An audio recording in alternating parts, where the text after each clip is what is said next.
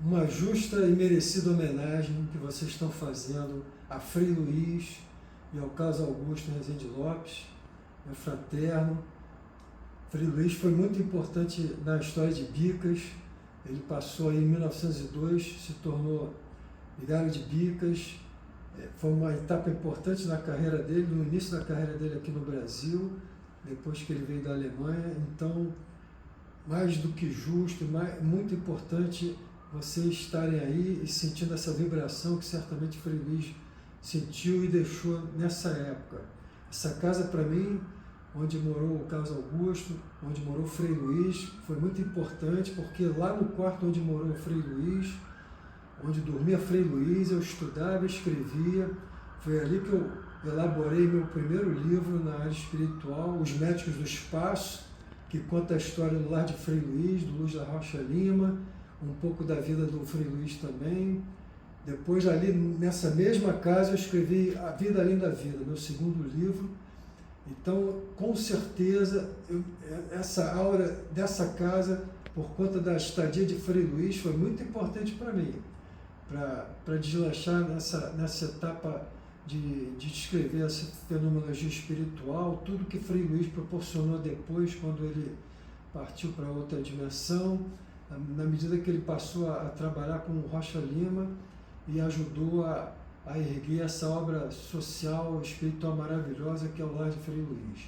E Bicas, com certeza, faz parte dessa história e, mais do que nunca, justa homenagem que vocês estão fazendo, indo a Bicas para frequentar, olhar, enfim, sentir a vibração que Frei Luís deixou aí nessa cidade. Essa homenagem ao Frei Luís é mais do que necessária. Ele foi um grande batalhador da espiritualidade, construiu uma obra fortíssima e começou os passos no Brasil, na Bahia, e desceu rapidamente, parando na freguesia de Bicas. Isso em 1902, quando meu avô era um fazendeiro de café próspero e tinha acabado de construir a casa na rua Santa Clara, a rua principal que acompanha o trilho da Leopoldina do trem. E esse era o veículo que ligava as cidades, né? Inclusive com o Rio de Janeiro. E minha tia, que é a mais velha, parece que ela já era criança, pequena, ela se correspondia sempre, todas as férias de verão que íamos para lá com os primos, passavam os 2 meses que eram as férias, nós ouvíamos histórias. Eu me lembro das cartas que ela mostrava que tinham sido trocadas com o Frei Luís quando se retirou para Petrópolis e lá ficou para o resto da vida. Então tinham fotos do Frei Luís, tinha uma foto de Frei Luís que mandava com dedicatória para minha avó, e Rosalina Moreira de Rezende, e eu acho que essa homenagem a Frei Luís, né, e ao Carlos, que se tornou um embaixador, né, do Frei Luís em Bicas, eu acho que é muito oportuna, porque nós estamos precisando de muita fé e muita visão espiritual para superar todos os problemas que o mundo está passando.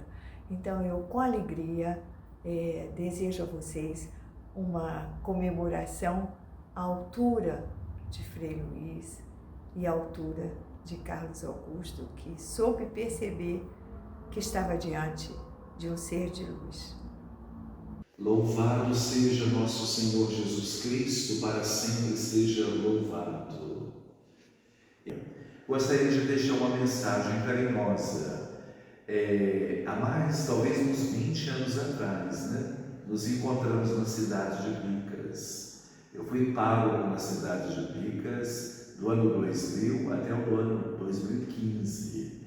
E me lembro de ter recebido um grupo de peregrinos que vieram participar conosco para visitar Frei Luís Renck. Quem foi Frei Luís Renck? Frei Luís Renck foi o primeiro padre habitante, residente na cidade de Bicas.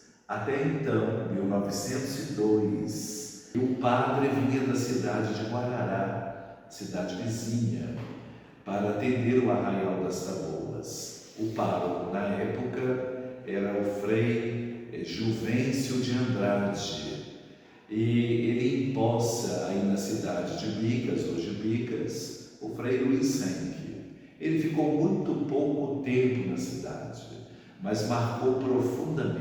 Por quê? Ele, vindo da Alemanha, ele conhecia a flora, conhecia os remédios. Então podemos dizer assim que homeopaticamente, ou na fitoterapia, ou nos remédios, ele conhecia profundamente. Tanto é que o nome capim-limão é atribuído a Frei Luiz Henrique.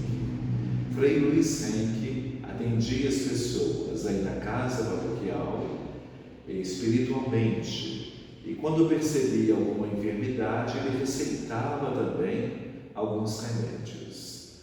O que ficou de Frei Luiz Henrique na pesquisa que eu fiz? Pela presença centenária dos sacerdotes aí na cidade de Bicas, ficou a assinatura do Frei Luiz Henrique no primeiro livro de tombos. E hoje este livro se encontra na Arquidiocese de Juiz de Fora, no Departamento de Cultura, ou seja, onde se guarda também esses volumes antigos, o arquivo, melhor dizendo, o arquivo patrimonial. Lá está o livro do Frei Luiz Henrique, livro tombo. Resgatar o Frei Luiz Henrique, para mim, foi uma maravilha. E sei que na doutrina espírita ele também é muito cultuado, de maneira especial em Jacarepaguá, intitulado como o Lírio do Vale. Lírio pela pureza e, com certeza, o vale da cidade de Petrópolis, onde ele trabalhou muitos anos. Me lembro que quando eu era vigário em Bicas, nós acolhemos vários ônibus, abri a igreja e eles respeitosamente nos visitaram, rezaram diante do quadro do Frei Luiz Henrique, visitaram a sua assinatura e o seu hábito, e tivemos a alegria de tomar um chazinho, capim-limão, ou aquela erva cidreira que Frei Luiz Henrique tanto servia para os seus paroquianos. Como nós não podemos nos encontrar por causa das nossas agendas, eu queria gravar essa pequena mensagem. Obrigado pela visita novamente a Bicas. Sejam bem-vindos e que Frei Luiz Henrique, junto de Deus, interceda por todos nós. Aquele abraço para todos vocês. Em nome do Pai, do Filho e do Espírito Santo. Viva o Frei Luiz Henrique!